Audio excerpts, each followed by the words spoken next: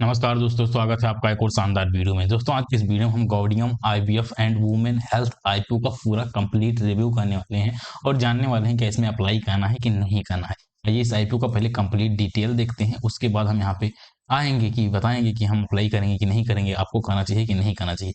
यहाँ पे शेड्यूल में आप देखेंगे, ओपनिंग इसकी आज से ओपन हो रहा है आईपीओ 20 तारीख से, क्लोजिंग 24 को हो जाएगी, अलॉटमेंट 25 को आएगा और लिस्टिंग की बात करें तो 27 फरवरी को आपकी लिस्टिंग हो जाएगी। ये तो रहा ये शेड्यूल। वहीं हम बात कर लेते हैं आईपीओ डिटेल की।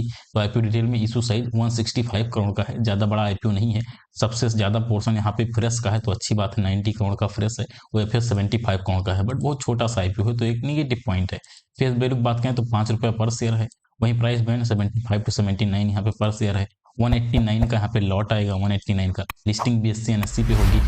बुक बिल्ड इशू आईपीओ है, रजिस्ट्रार बिग शेयर वाले हैं। तो ये सब इसका कंप्लीट डिटेल रहा।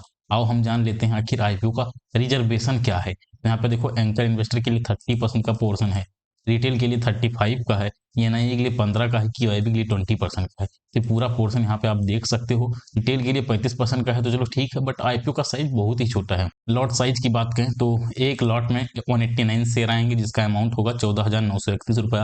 अब आपको जितना भी लॉट अप्लाई करना है उसके अकॉर्डिंग कैलकुलेट कर लेना कि कितना पैसा लगने वाला है। अब बात कर लेते हैं सेक्टर कैसा है, क्या कुछ है। सबसे पहले सेक्टर की बात करते हैं। तो ये कंपनी जो है मार्च 2015 में स्टार्ट हुई थी। कंपनी आईवीएफ और women's health care service provide करती है। आईवीएफ के बारे में आपको आई थिंक पता ही होगा, उसमें बताने की जरूरत नहीं है। पूरे इंडिया में हब एंड स्पोक मॉडल के थ्रू पूरा जो है मॉडल ऑपरेट करते हैं। तो कंपनी के सेक्टर की बात करें, सेक्टर ठीक ठाक है और इस सेक्टर में आने वाले समय में ग्रोथ है। और कंपनी का रेवेन्यू दो जगह से डोमेस्टिक भी आता है और इंटरनेशनली भी आता है, तो ये इसके पास पॉजिटिव पॉइंट है। और कंपनी का सेक्टर ठीक ठाक है, कंपनी के सेक्टर में कोई दिक्कत नहीं है, कंपनी का सेक्टर बढ़िया है। आओ फाइनेंशियल डिटेल देखते हैं। 24 से 25 में हम देखेंगे मेनली क्या हुआ है। बाकी आप 23 को भी यहाँ पे कंसिडर कर सकते हो, बट मैं 24 से 25 का देख रहा हूँ। 48 करोड़ से 70 करोड़ हो गया रेवेन्यू। रेवेन्यू कितना बढ़ा है? करीब 47% बढ़ा है। EBITDA की बात करें तो 19 करोड़ से 28 करोड़ हो गया, करीब 48% से बढ़ा है। पेट की बात करें 10 करोड़ से 19 करोड़ हो गया, करीब 85% बढ़ा है। टोटल एसेट 51 सीआर से 88 सीआर हो गया, करीब 73% के अराउंड से बढ़ा है। नेटवर्थ 26 यानी 27 करोड़ है, 27 करोड़ से करीब 46 करोड़ हो गया, करीब 71% से बढ़ा है। वहीं टोटल बोरो की बात करें तो बोरो भी यहाँ पे इंक्रीज हुआ है, जो कि निगेटिव पॉइंट है। बाकी चलो ठीक है, ज़्यादा बोरो नहीं है, मैनेज करने लायक आई थिंक है। अभी देख लेते हैं, डेट इक्विटी में क्लियर हो जाएगा। ईपीएस की बात करें तो ईपीएस यहाँ पे कम है भाई। 24 से 25 में ग्रोथ हुआ 85.7% के राउंड से ईपीएस बढ़ा है, तो अच्छी बात है। आरओई देखोगे तो आरओई भी यहाँ पे बढ़ा है, आरओसी देखोगे तो वो भी बढ़ा है। और कुछ इंडिकेटर देख लेते हैं, जैसे आरओई 21.25% का शानदार, आरओसी 21.03% शानदार, डेट इक्विटी 0.38 है, 0.5 से कम है, बेहतर है। रिटर्न ऑन नेटवर्थ की बात करें 21% का शानदार भाई, पेट मार्जिन 25% का, ये भी शानदार। EBITDA मार्जिन भी शानदार देखने को मिल रहा है, सब कुछ यहाँ पे बहुत ही तगड़ा शानदार देखने को मिल रहा है। ईपीएस की बात करें 2 का है, आईपीओ के बाद 3.4 का हो जाएगा।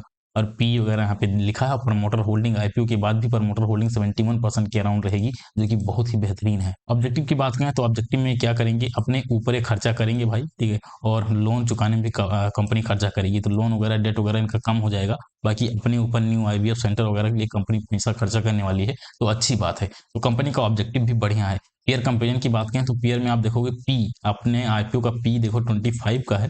रिटर्न ऑन नेटवर्थ सबसे ज्यादा, इन सब में सबसे ज्यादा अपने आईपीओ का है।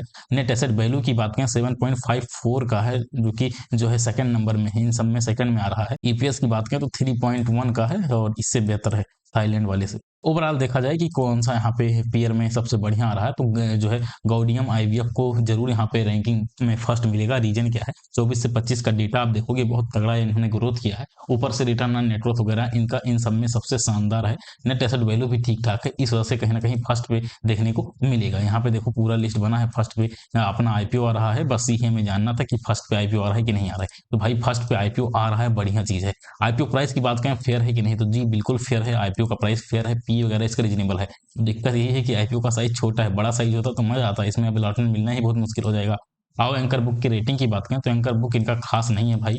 खास क्यों नहीं है कि tier one domestic mutual fund और एफपीआई, ये सब का नाम देखने को नहीं मिल रहा है। लो क्वालिटी एफपीआई नाम देखने को मिल रहा है। लो क्वालिटी एफपीआई क्या होते हैं? लो क्वालिटी एफपीआई वो एफपीआई होते हैं जो शॉर्ट टर्म के लिए पैसा डालते हैं। जैसे एंकर इन्वेस्टर का वो लॉक इन पीरियड खत्म होता है, तुरंत तो सेल करना शुरू कर देते हैं, मोस्ट प्रोबेबली। तो इस वजह से लो क्वालिटी है, और पूरा का पूरा पोर्शन 100% पोर्शन इन्हीं लो क्वालिटी वालों गया है। इसी वजह से यहाँ पे 3/10 की रेटिंग है, यानी ठीक ठाक रेटिंग यहाँ पे देखने को नहीं मिल रहा है।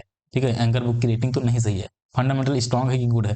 फंडामेंटल की बात करें तो फंडामेंटल इसका स्ट्रांग है, ऑब्वियसली स्ट्रांग है भाई। इतना कुछ मैंने अभी तक रीड किया है, आपने देख लिया होगा। बाकी यहाँ पे सारा डिटेल लिखा है, चाहो तो पढ़ लो, बाकी पढ़ने की जरूरत नहीं है। जीएमपी की बात करें तो 8.5 का जीएमपी है, 11% के अराउंड जीएमपी चल रहा है, तो अभी तो जीएमपी ठीक ठाक है। बट आज का ही जीएमपी देख के हमको नहीं अप्लाई करना है, हमको लास्ट डे तक वेट करना है, 24 तक वेट करना है। 24 के जीएमपी का बढ़िया रहता है, ऐसे ही 10% रहता है, तो लिस्टिंग गेन के लिए आप यहाँ पे अप्लाई के लिए सोच सकते हो।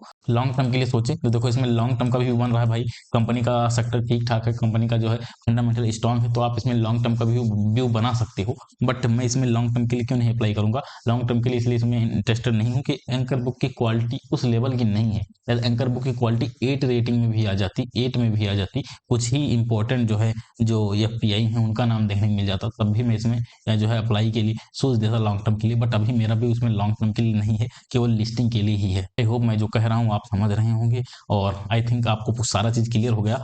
फाइनल डे जीएमपी इसका ऐसे ही जीएमपी रहता है, 10% है उस ऊपर का जीएमपी रहता है, तो फाइनल डे लिस्टिंग गेन के लिए अप्लाई कर दूंगा, वरना इस आईपीओ को स्किप कर दूंगा। आप क्या करने वाले हो कमेंट में राय जरूर दीजिएगा। मिलते हैं अगले वीडियो में, तब तक के लिए जय हिंद, वंदे मातरम।